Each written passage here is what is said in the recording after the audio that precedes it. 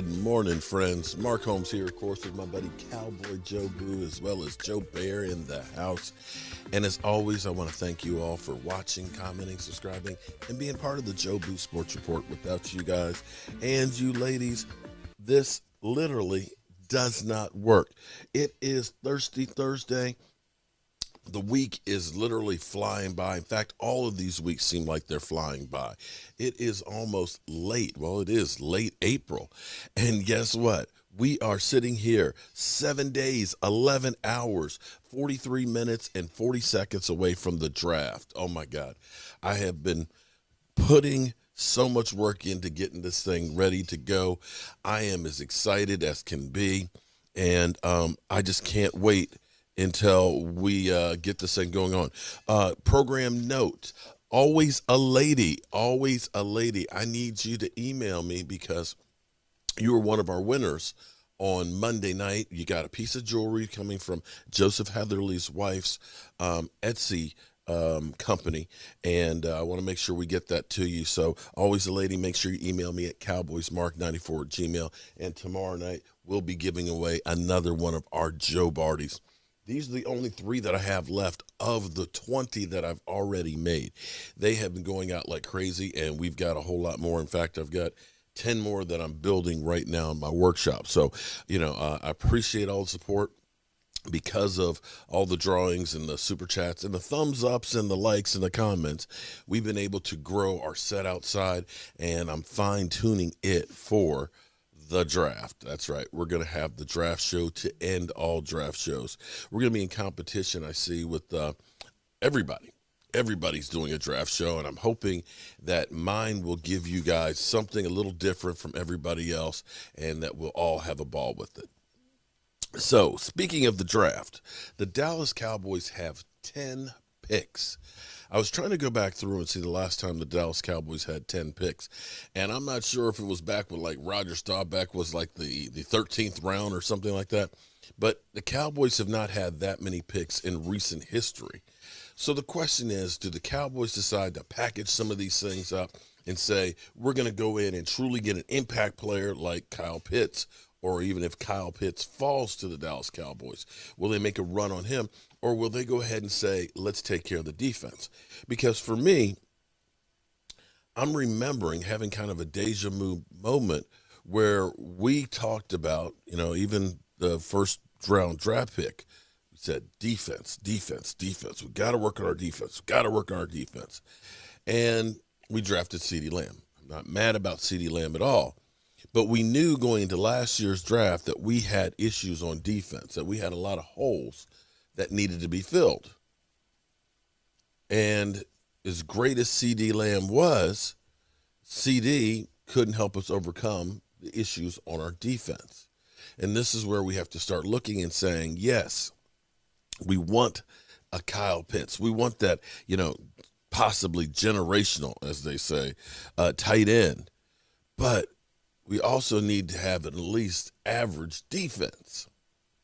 So, of course, the big hype was yesterday, the release of Jerry Jones talking with Kyle Pitts, and I want to review that for you guys in case you didn't see my video yesterday. It's kind of cool because Jerry Jones is literally, Jerry Jones is literally like this. I think that's a part of leadership, is to have some of the guys that have gone before that have been disappointed to share it with everybody involved. For me, it's a reminder.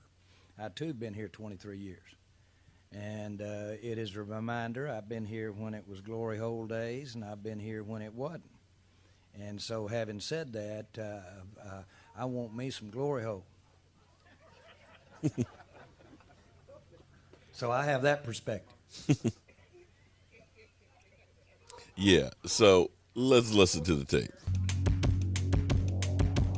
We love to be breaking bread with you, but we don't get to do it with COVID-21. But this is an opportunity for us to visit with you, be yourself, enjoy it. Boy, I'll tell you what, I'm excited to have you come into this league, and man, what a pair up we could do with old Dak Prescott. Old Dak Prescott. That we've got out there of options to get you the ball, so we can dream of visions of sugar plums around here. Who is the toughest opponent, individual player this past year that you faced, and why? I would say J.C. Horn. That was one of the best DBs I went against. I was somewhere in that. We're good friends. We compete a lot, and throughout the whole game, that was fine. We just getting out. They gave up. It's let up. Me and him were talking the whole game, talking trash to each other, but still competing at the same time. So that's someone who's good at. He's great fundamentals and great speed. So you gotta work to beat him. How do you see yourself as a leader? Are you a vocal guy, or are you a lead by example? Kind of explain to us how do you lead? I would say for the most part, I'm a lead by example. When I was here in Florida, I started with leading my tight end group. That was somewhere, Coach Mullins, me and him kind of sat down and talked about. He was saying, try and lead in levels. So you start with your position group, then you start to the offense, and then eventually get to the team. So that's kind of something I tried to work on all last year. So starting with the tight end group, making sure my guys are on time to class, on time to tutoring and practice. We're not missing anything. We're all passing classes, and we're not the weak link in the offense. So that's something that I tried to harp on. As you look at your play on the field, what do you feel like is one thing that you need to improve on so that you can be an impact player next year? I would say my placement and keeping my heels in the ground in the run game. Those are two things in the run game I feel like I need to improve on. That's something that I'm willing to work toward in the passing game. Just receive coverages faster and run more crisp routes. I'm telling you, it's really special to see a player come in with the potential you've got and have your head on the ground, have your head like you got it. So congratulations again. Thank you. I appreciate it. All right. So a couple of things here. Now, again, I am the defense guy. I've always preached the defense, okay?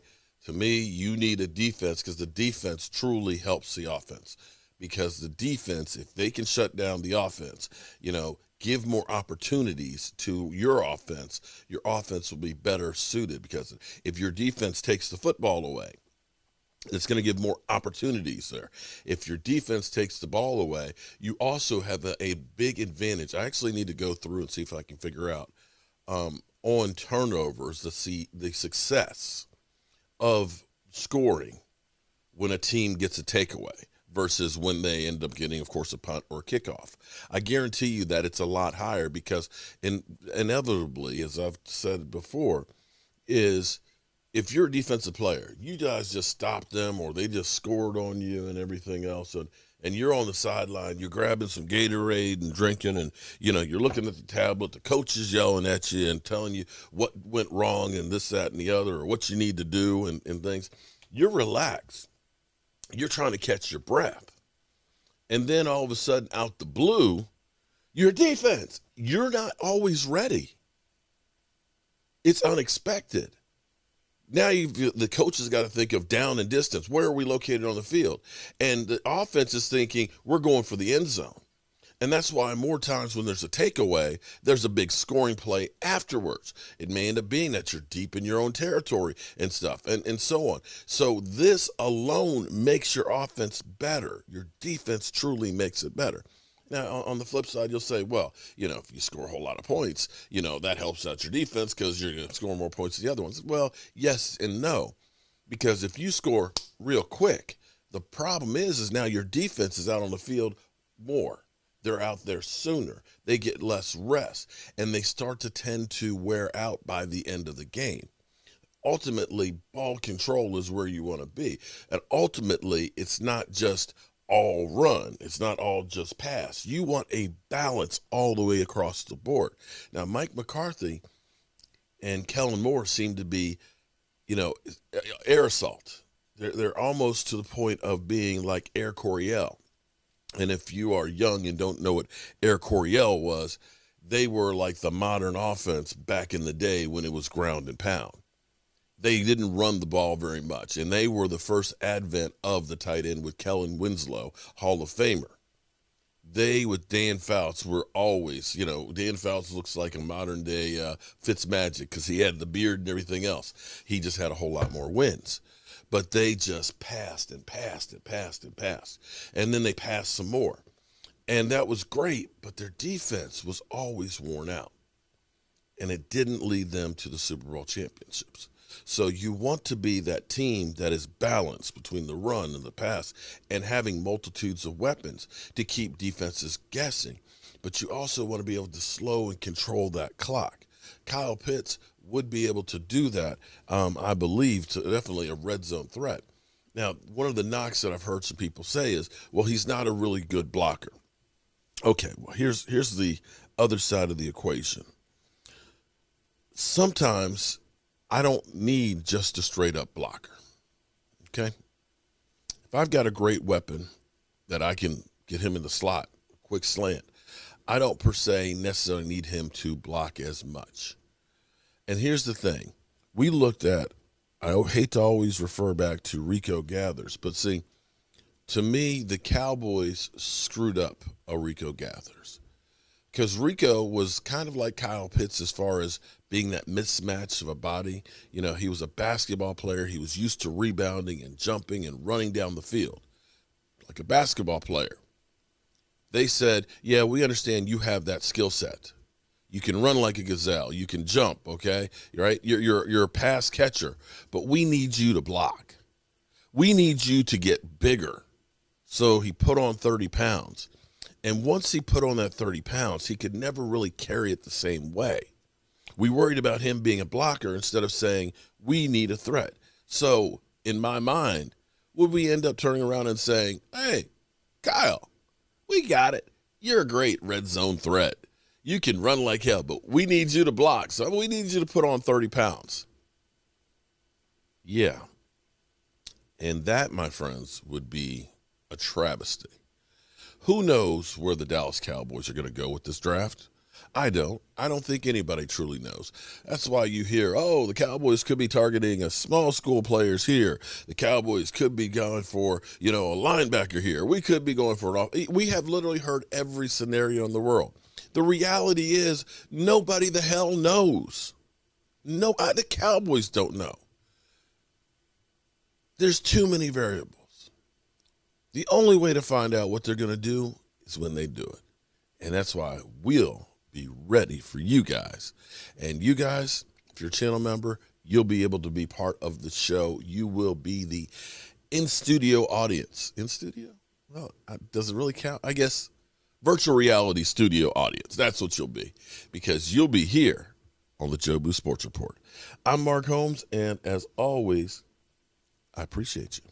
Mark Holmes here, and as always, I want to thank you all for watching, commenting, subscribing, and being part of the Joe Boo Sports Report.